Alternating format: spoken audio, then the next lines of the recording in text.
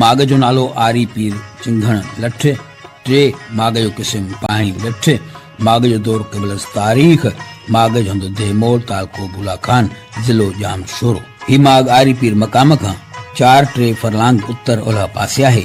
पक्को पत्थर मुनारी नुमा लठ जी ऊंचाई 1.80 मीटर, 1.45 मीटर, चोटी 1.15 मीटर, थोल 0.10 मीटर माप जी ज़मीन में खुतल आहे। चौधारी खुंडन वारा बूटा अथस। हिन ते ॿियो को बि सकाफ़ती निशान कोन आहे। हिननि मुनारनि जे बाबति अञा पूरी ॼाण कान पई आहे त उहे छो ऐं छा लाइ खोड़िया विया आहिनि। तहक़ीक़ जारी आहे।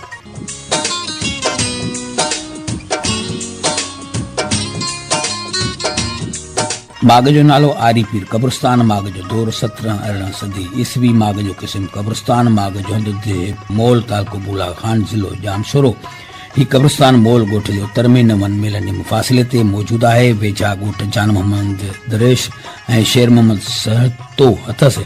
हिते कुझु क़बरुनि ते उकर जो कमु थियल आहे जेके पथरायूं आहिनि ऐं ॿियूं आम क़बरूं बि आहिनि। 5 क़बरूं थले ते ठहियल आहिनि जिन ते गुल ॿूटा चिटियल आहिनि।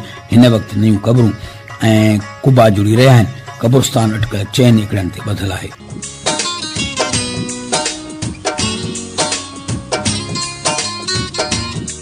माग जो नालो आसूरन जो दड़ो। माग जो किस्म दड़ो। माग जो दौर क़बल तारीख़ सिंधु तहज़ीब। माग जो हंधु बदीन शहर खां 5 मील उत्तर ओलह दे पनो तपो पनो लॻ हाजी लखानो सारियो ॻोठ।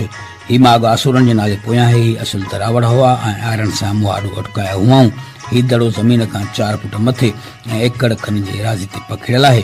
ही शहर रेण दरिया जे किनारे ते आबादो। मथा छॾे तां सरुनि जा अधड़ ठिकराटो टामे जा कटियल सिक्का जजे तादाद में मिलन था।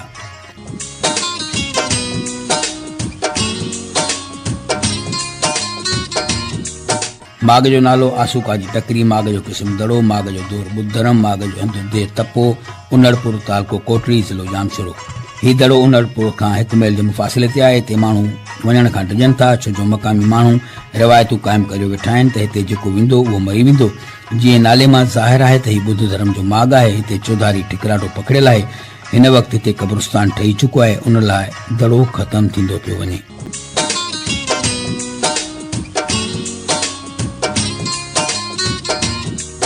सिंध जा माग मकान सिलसिलो अवां ताईं रसायोसीं।